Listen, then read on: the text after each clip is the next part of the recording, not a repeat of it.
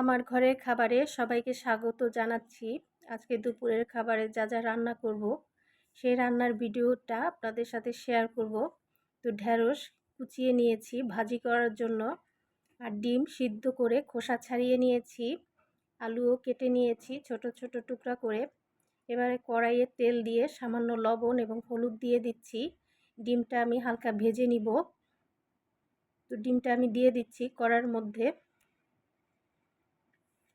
আজকে প্রচণ্ড বৃষ্টি হচ্ছে, তো তাই শর্টকাট রান্না করছি, কারণ বাচ্চাদের স্কুল খুলে গিয়েছে, পরীক্ষা শেষ হয়েছে, স্কুল থেকে নিয়ে আসতে হবে, সেজন্য শর্টকাট রান্না করে যাব। তো ডিমটাই আমার কাছে শর্টকাট রান্না মনে হয়েছে, সেজন্য আজকে ডিম রান্না করছি।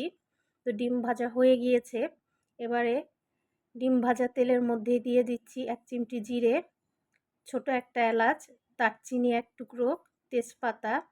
এবারে দিয়ে দিচ্ছি পেঁয়াজ বাটা,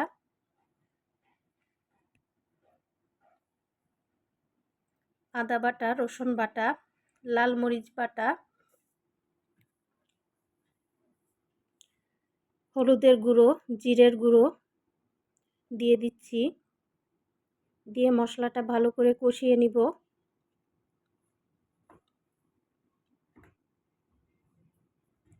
সামান্য একটু পানি দিয়ে দিচ্ছি, পানি দিয়ে আবারও মশলাটা ভালো করে নেড়ে দিচ্ছি। তো আজকে রান্না করতে করতে একটা কথা বলি। তো আমার পাশেই একটা মেয়ে ছিল, তো একদিন দুপুরবেলা খাবারের জন্য আমার বাসায় এসেছিল। তো সেদিন আমি ডিম আলু দিয়ে রান্না করেছি। তো আমার এই ডিম আর আলু খেয়ে বলছে, আন্টি আপনি ডিম আলু দিয়ে রান্না করেছেন, এভাবে রান্না করা যায়? আমি বললাম, হ্যাঁ, এটা তো খুব সহজ একটি রেসিপি। ও বলছে যে, না আমি কখনো খাইনি বা আমার মা কখনো রান্না করে খাওয়ায়নি। ডিম রান্না বলতে ডিম ভুনাটাই খেয়েছে, শুধু মশলাটা কষিয়ে ডিমটা আর কি ছেড়ে দিয়ে আলু দিয়ে রান্না করা যায়, এই রান্নাটাও ও জানে না বা ওর মা করে কখনো খাওয়ায়নি। যাই হোক, তো আজকের এই ঘটনাটা আপনাদের সাথে শেয়ার করলাম। অনেকেই হয়তো বলবেন যে ডিম রান্না কঠিন কী জিনিস, এটা আবার ভিডিও করে দেখানোর কী আছে?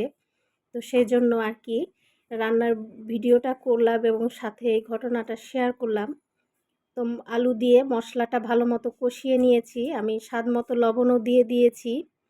তো এখনকার যারা এই যুগে মেয়েরা খুব কম রান্নাই জানে বা শর্টকাট রান্না, যেটা আমাদের আগের যুগের মানুষের কাছ থেকে শেখা বা আমাদের মা দাদি নানির কাছ থেকে যে রান্নাগুলা শেখায়, রান্নাগুলা দেখা যায় ওরা জানেই না।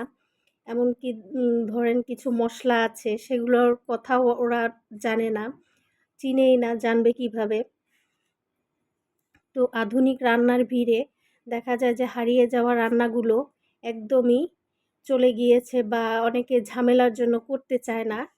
যাই হোক, আলু দিয়ে ডিম মশলাটা কষিয়ে নিয়েছি ভালো মতো।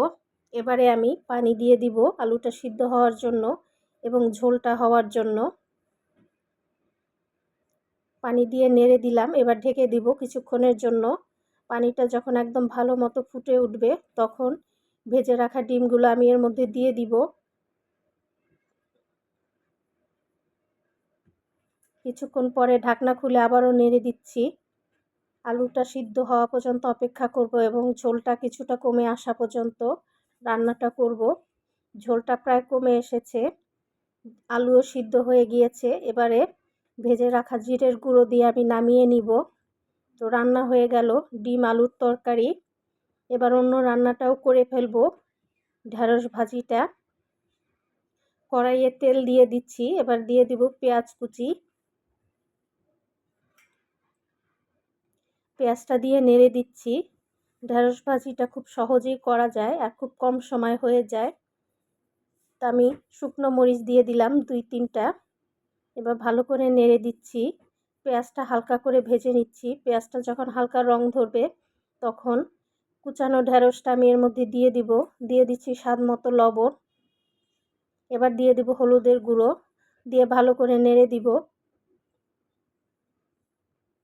ভালো করে নেড়ে দিচ্ছি, এবার ঢেকে দিব।